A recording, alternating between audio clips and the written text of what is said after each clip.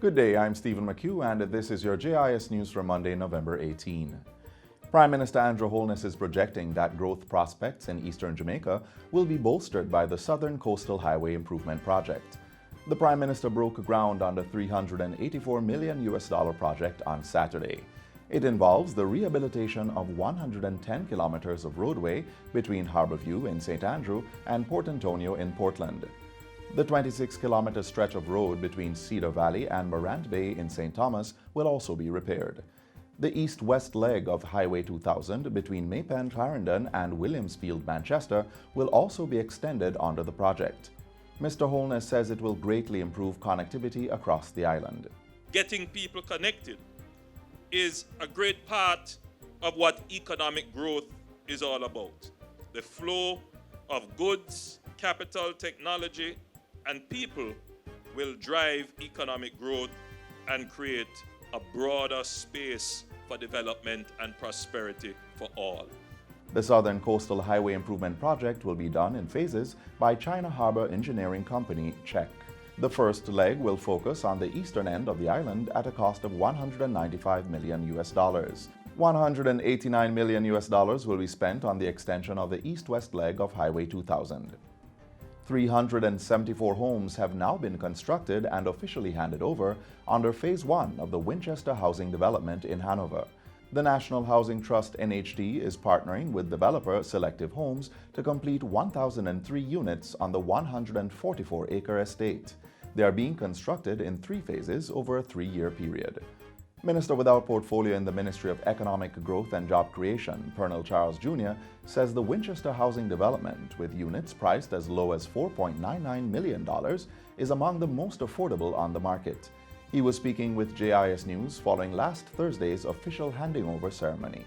What Winchester has done in this development is really established and shown that you can execute your construction in such a way that you provide a certain type of quality at a cost that is affordable to those who want to purchase. The minister, who has responsibility for housing, is encouraging Jamaicans to take advantage of the opportunities initiated by the government to make home acquisition easier.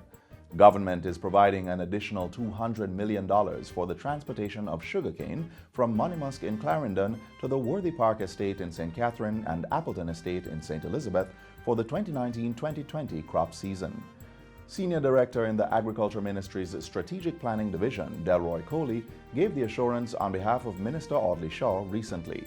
He was delivering the minister's speech at the 70th Annual General Meeting of the All-Island Cane Farmers Association, held at the Denby Showground in Maypen. The support is part of short-term interventions to assist the small farmers who operate in the Monymusk area. The New Forest Infant and Primary and High School in Manchester has received a new $8 million bus to transport students. The coaster bus was handed over to the school during an official ceremony on Thursday. Its purchase was financed under the Japanese government's Grant Assistance for Grassroots Human Security Project. Our embassy has sincerely supported this project because we believe that all students must have access to the critical resources that will foster their academic growth and development. Regional Director in the Education Ministry, Dr. Nadine Leachman, thanked the Japanese government for the vehicle, which she says will support the government's expanded rural school bus program. It is well appreciated and will be cherished because people in rural areas continue to be at safety risk, especially our children. And the government of Japan funded school bus initiative is intended to provide safe and reliable transportation to and from school for our children.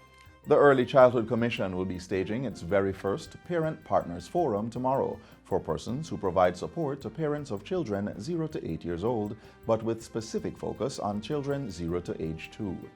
Program Manager for the Education System Transformation Program, ESTP, Dania Facey, made the announcement during a recent JIS think tank. If you do any family support and intervention, particularly if the family is falling apart, any counseling, if you provide any mental health services to parents, if you provide any health and wellness opportunities for parents. We're having this specially invited forum to coordinate the services a little bit better. She says the event will also be used by the ESTP and Early Childhood Commission to launch a free Early Childhood Parent Partners Directory and First 1000 app. The directory will contain information and contacts of parent partners and is expected to be ready for distribution in January 2020. This will be similar to your phone book. If you're a parent who needs a service in any of the areas that I would have mentioned, you can pick up your directory and you can scan through the various services that are available from the different partners and make contact with them. And finally, the Ministry of Education is assuring that it will cover the full funeral costs for Benjamin Baer, the Clancarthy primary student who died in an accident at his school on October 29. Minister with Oversight Carl Samuda had given that assurance shortly after the incident, and it was affirmed in a statement from the ministry yesterday. According to that statement, the Education Ministry has asked the family for invoices from the funeral home with which they have made plans so that the arrangements for payment can be made.